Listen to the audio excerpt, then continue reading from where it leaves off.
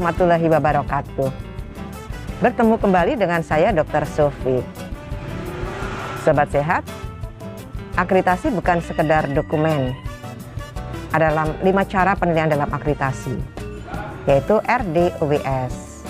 Bagaimana kita mempersiapkannya?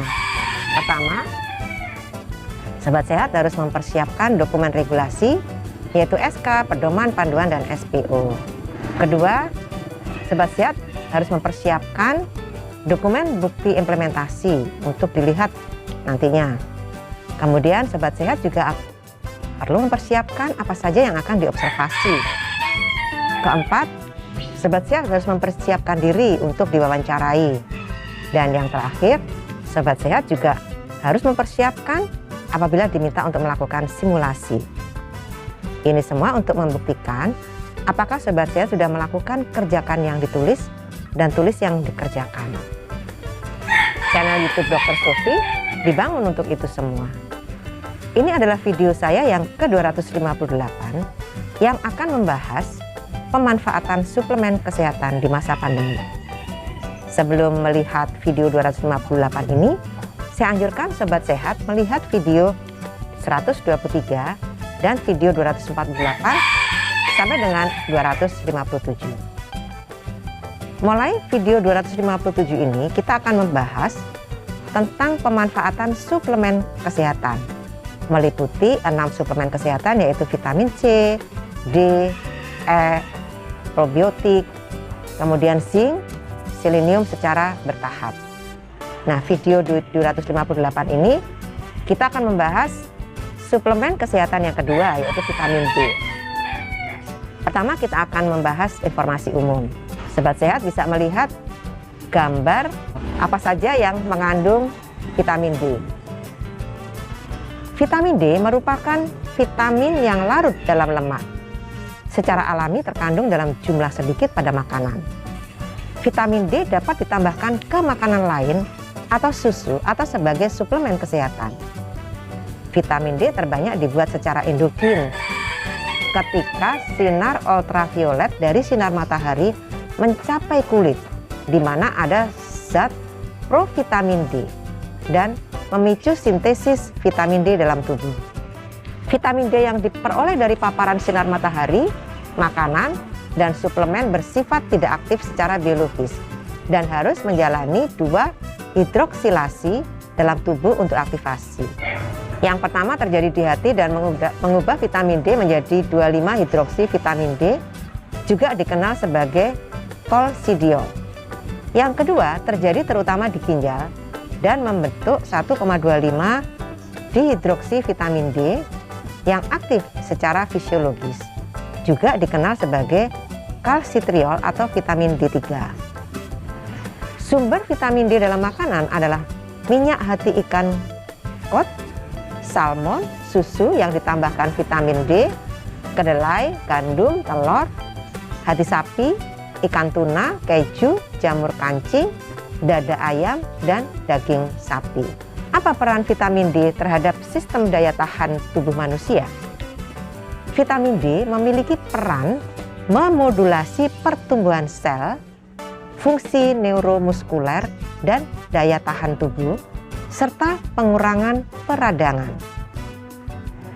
Banyak gen yang mengkode protein yang mengatur proliferasi, diferensiasi, dan apoptosis sel dimodulasi sebagian oleh vitamin D.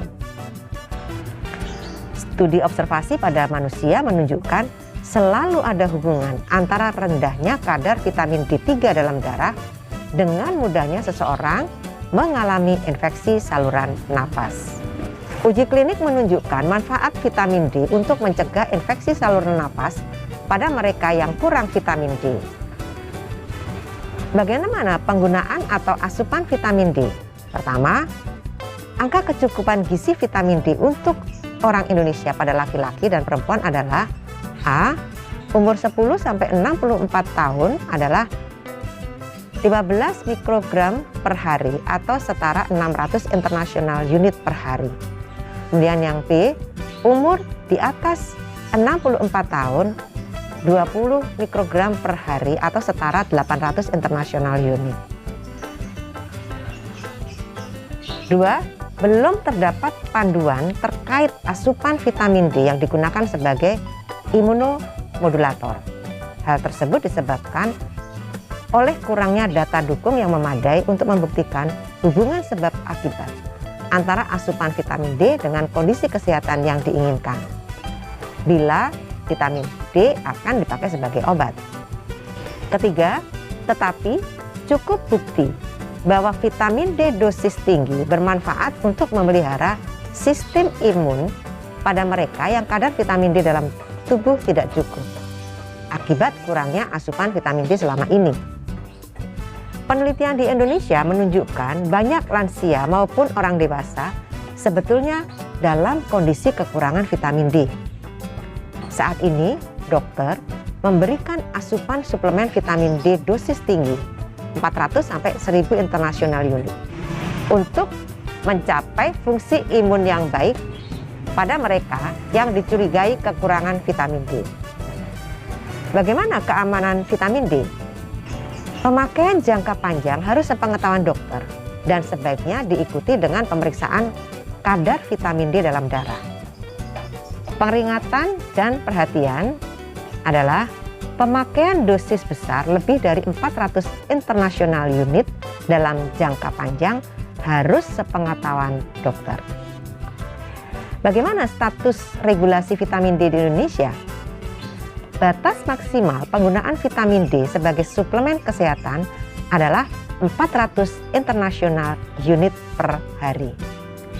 Klaim yang disetujui, suplemen vitamin D membantu memenuhi kebutuhan vitamin D, membantu memelihara kesehatan tulang, membantu memelihara daya tahan tubuh. Demikianlah Sobat Sehat. Di video 258 ini kita telah membahas pemanfaatan suplemen kesehatan vitamin D sebagai bahasan kedua dari suplemen kesehatan pada pedoman penggunaan herbal dan suplemen kesehatan dalam menghadapi COVID-19 di Indonesia. Sobat Sehat bisa membaca lebih rinci pada beberapa peraturan perundangan dan pedoman yang sudah kita sebutkan tadi.